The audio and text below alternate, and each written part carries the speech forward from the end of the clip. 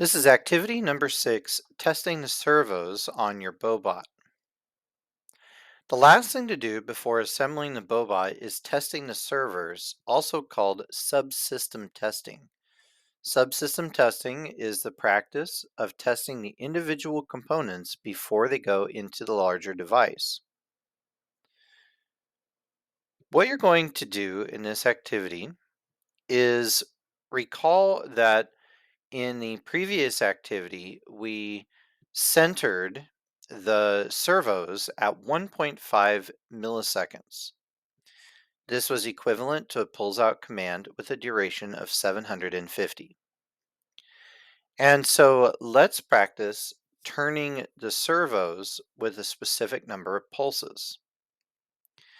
According to the book, the maximum speed or pulses that the servos can do is 1.3 milliseconds.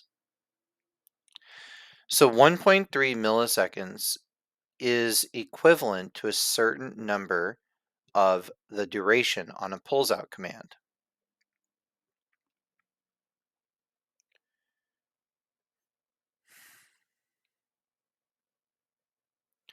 We also want to do a pulse train. A pulse train is just like it sounds, where you have a continuous series of pulses. We want the speed of the servos to be 50 to 60 revolutions per minute, or RPMs. So we're going to try our first program for this activity called Servo P13 clockwise.bs2. Now in this program, notice that instead of 750 for the center, for 1.3 milliseconds is equal to 650.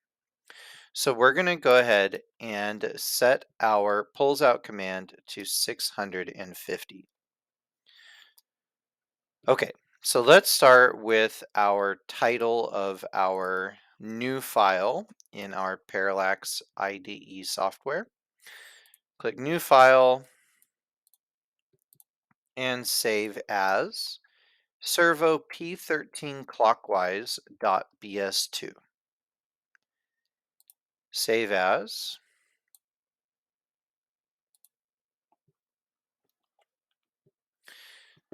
Now, we want a debug. Of course, you can do these all capital or all lowercase.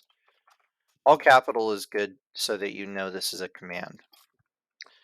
In quotation marks, you're going to do program running. Now, of course, you can put anything you want in the program running area in quotes. You can change that to servo turning or anything like that. Now we're going to do a do loop command with the pulls out and pause of 20 seconds. We're going to do pulls out on 13 at 650. So let's go ahead and type do pulls out pin 13 650 and then pause for 20 milliseconds and then loop that. Save file. Make sure that your board is set to the number 1 and click download. Now you will see that your LED light is now doing the pulls out command, but the servo won't turn until you set your program board to number 2.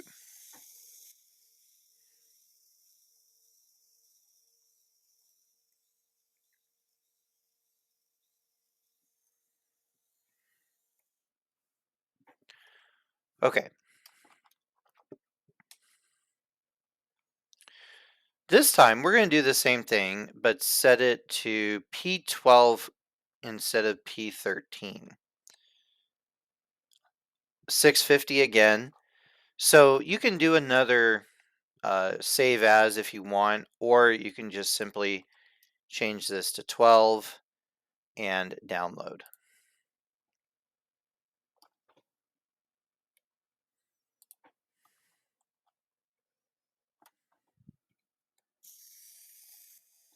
And you'll see the pin 12 servo is now moving and the LED light is on.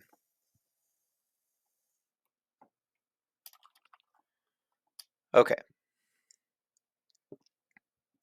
so now we know that if you set your numbers to below 750, you get a clockwise rotation.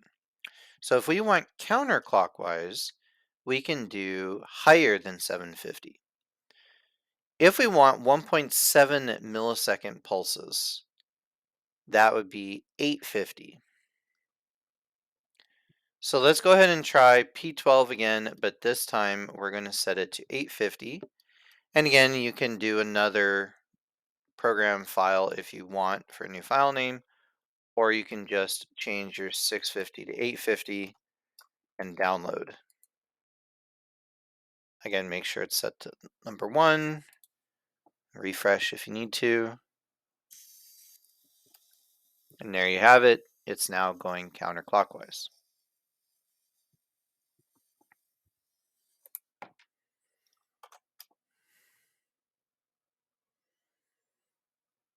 Okay, so again, 1.5 milliseconds or 750 on the pulls out command is holding still.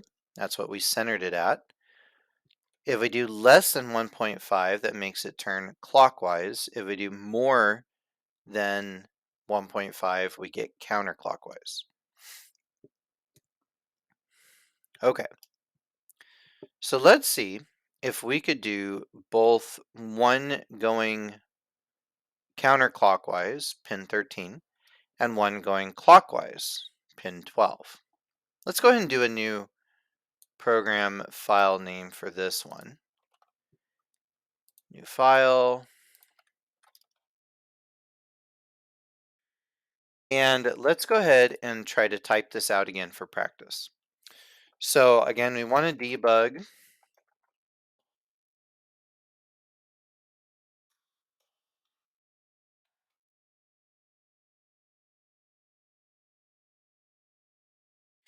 Now, do we want them happening at the same time, or do we want them happening in two different time periods?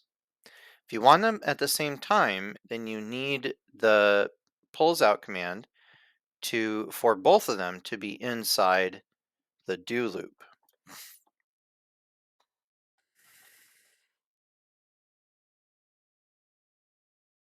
Now again, we want P13 to be counterclockwise.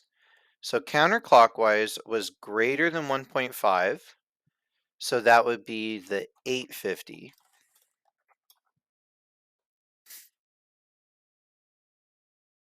And then we want the pin 12 to be set going other direction at 650. We want pause again, it's just like before, and loop. Okay, let's see if we got that right.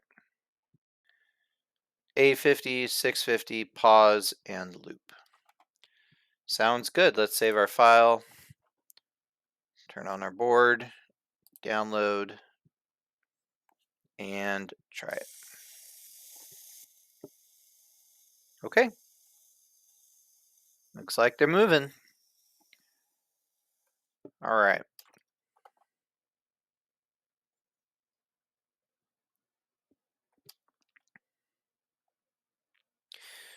So the book wants you to understand that the servos running opposite directions is actually a straight line.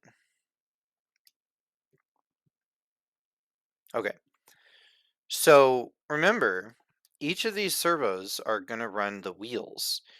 So if we put them back to back,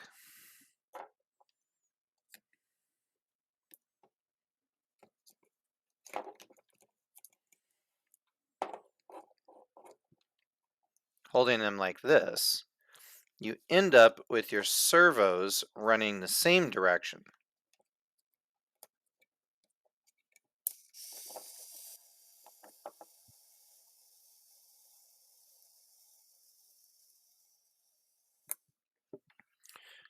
That's important because when we start running the wheels in the next um, activity after we build the Boe-Bot, you need to remember that the directions need to be opposite. Okay, so let's put this back the way we had it.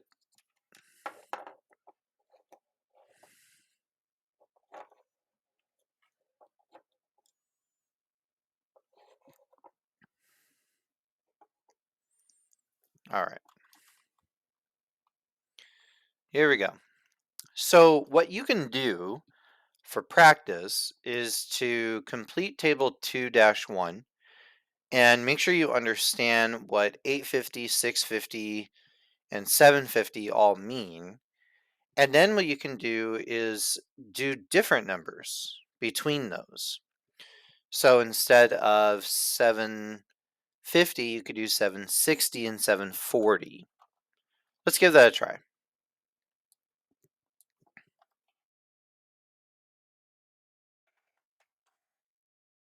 The one is greater than 750 and one is still less than 750. But let's see what happens when we make the numbers different. Okay, so now the servos are turning slower.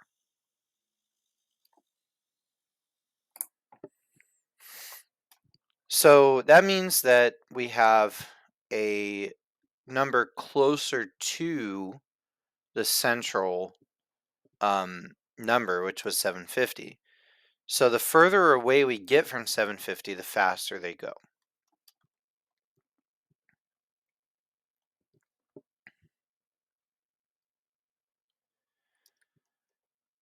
In the next set of programming, we're going to do a for next loop.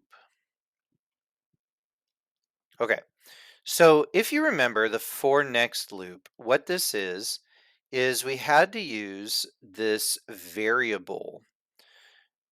So in math, remember variables are any number or word, or excuse me, any letter or word that is defined as any sort of number.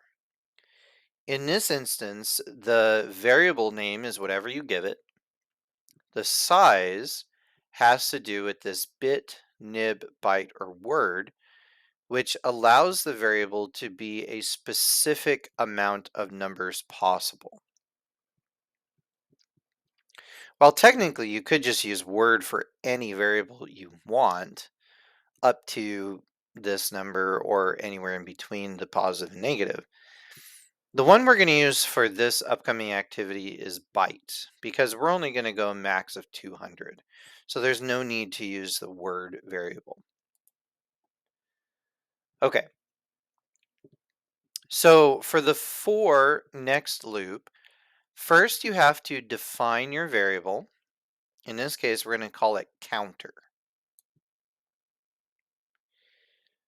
And then what we're going to do is control how many times the pulls out happens.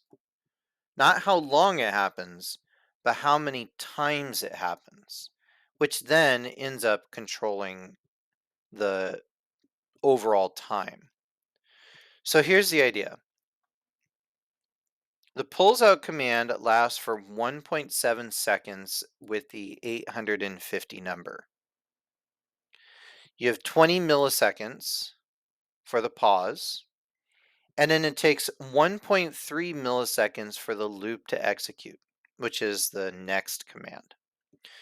So 1.7 plus 20 plus 1.3 gives us 23 milliseconds. Now, if we do 1 to 100, where the counter makes the next happen 100 times, you then have 23 times 100, which gives us 2.3 seconds. So if you want the servo to run double that, you then double the counter. Okay, so let's do this control servo runtimes.bs2. Let's do a new file.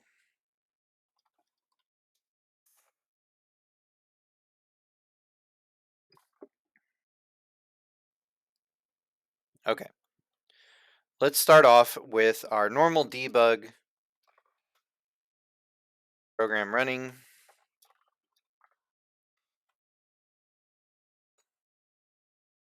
Now we need to define our variable. So we're going to call it counter, var for variable, and then we need to define the size of the variable. We're going to use the word byte.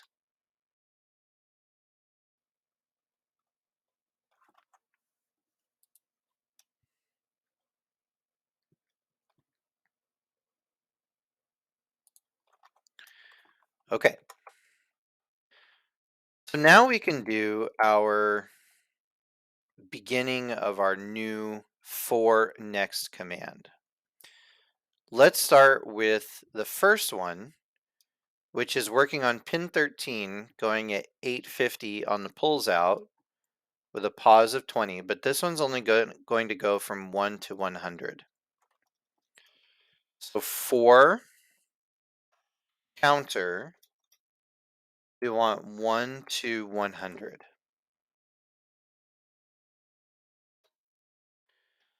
Pulls out on pin 13,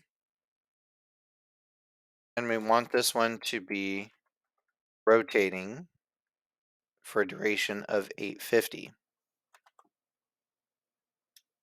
Okay, so remember what that means. Going back, if you have greater than 1.5, this makes it turn counterclockwise.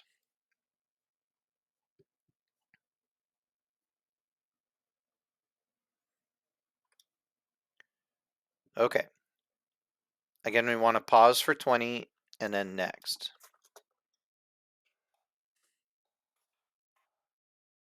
We've completed one side. Now we're not doing these together. These is going to rotate one for 100 counts, and then the other one we're going to do for 200 counts.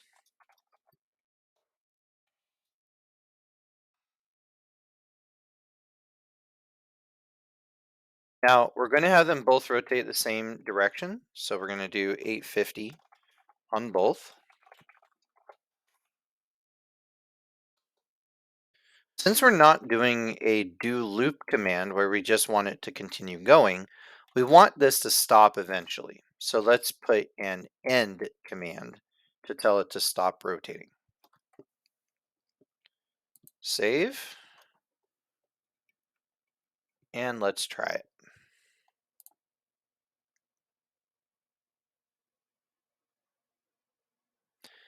Don't forget, you need to have it on the number 2,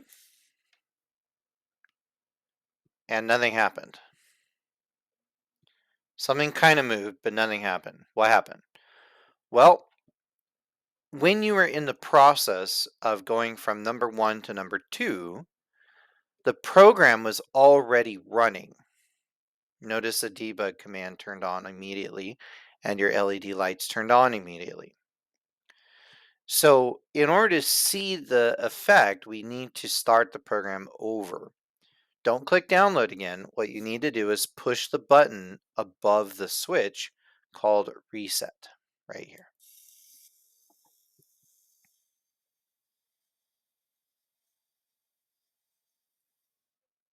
And the program ended.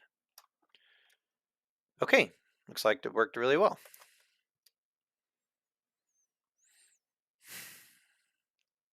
So this time, let's say you wanted to run both of them at the same time.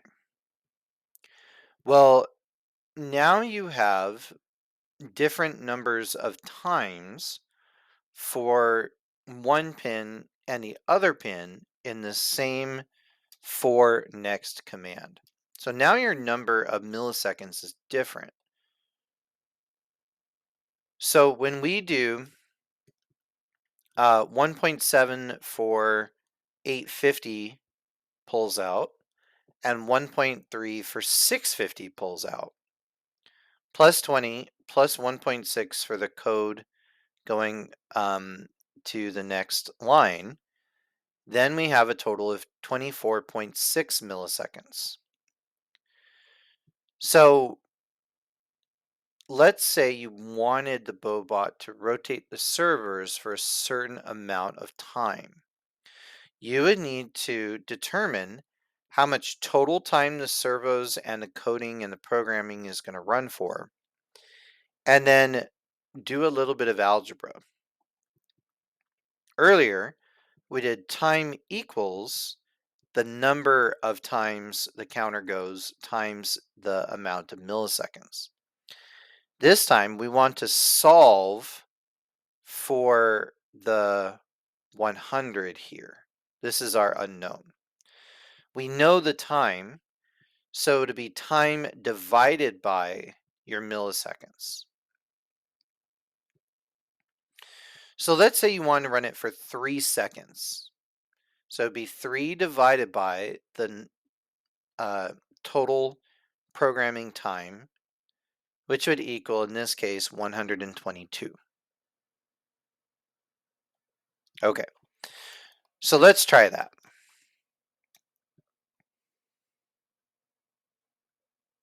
Let's go ahead and start a new file. And we're going to call this one both servos 3 seconds.bs2.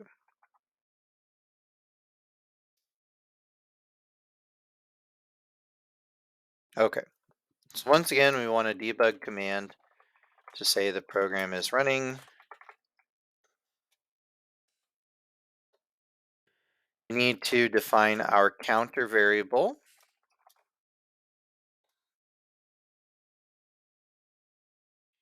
And now again, we're using the for and next commands.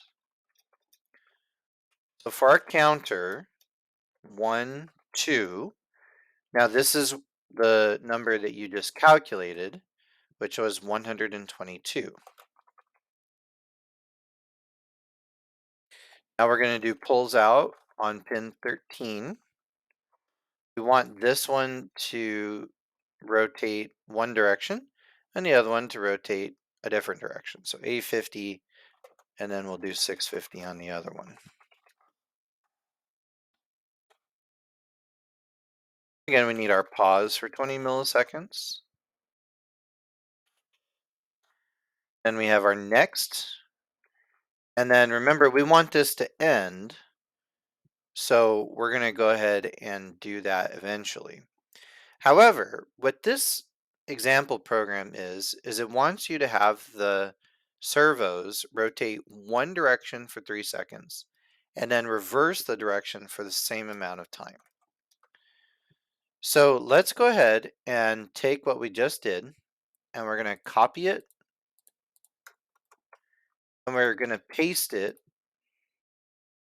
But this time we're just going to go ahead and switch the 650 and the 850. And then we want this to end at the end. Okay. Set number 1, download. Again, the program's already running. So let's go ahead and wait till the LED lights turn off, and then we can go ahead and turn it on. Push reset.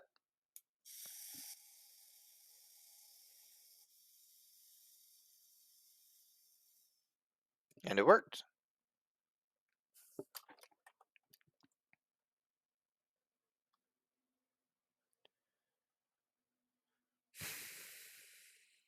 Okay.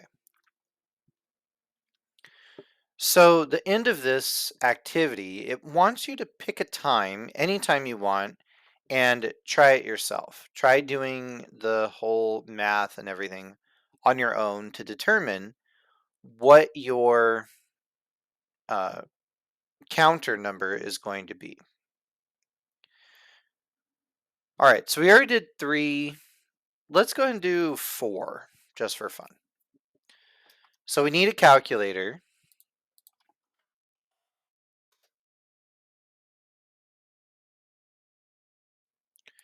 So we need to take our number and divide by the total programming time in seconds, which is 0.024. So let's do 4 divided by 0.024. Okay. 166.6 repeating. So we can round this up to 167. You could put it down to 166. It doesn't matter too much. You could even put 166.666 if you want. But let's just go ahead and round it to 167 just to make it easy.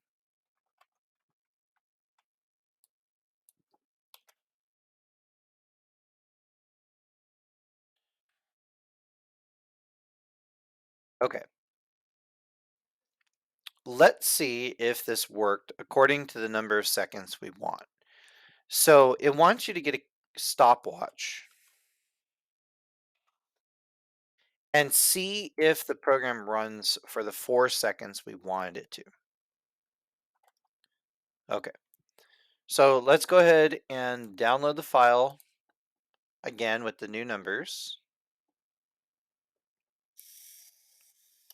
And we'll let that finish what it's doing.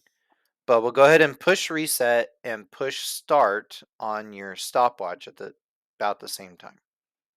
Ready, go.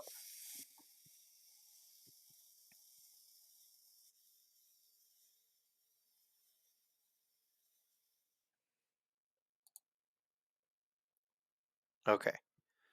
So I didn't quite get the stopwatch stopped, so I can try it again. 1, 2, 3. Pretty close. 4 seconds, a little past maybe. And then you could do total, right? And divide them. Let's try this again.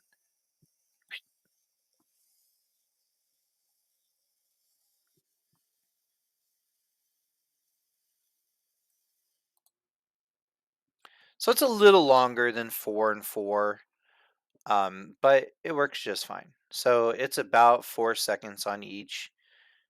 And so you can make that even better by putting the decimals if you really want to be exact that much. But yeah, it worked really well. Okay, so in summary of everything we've learned a lot. We've learned about the voltages and the pins, the high-low signals, pause command, duration argument, do loop to make something repeat, high-low to turn on and off the voltages manually. Um, the LEDs are really helpful so we know which servo is rotating or not. The pulls out command can be mixed with the do loop. It can use the pause to pause 20 milliseconds between pulses. We learned how to center the servo at 1.5 milliseconds every 20 milliseconds. And then we use the screwdriver to manually do that. And then we also learned about 4 next loops along with the variables so that we can control how many times the lines of code happens. And so we learned about what types of variables there were, such as bits and bytes and word. And we learned that we can use those, including how much time the program takes to allow for a specific amount of time that the program runs in total. Okay, so in the next video, we will learn about how to build the Boe-Bot.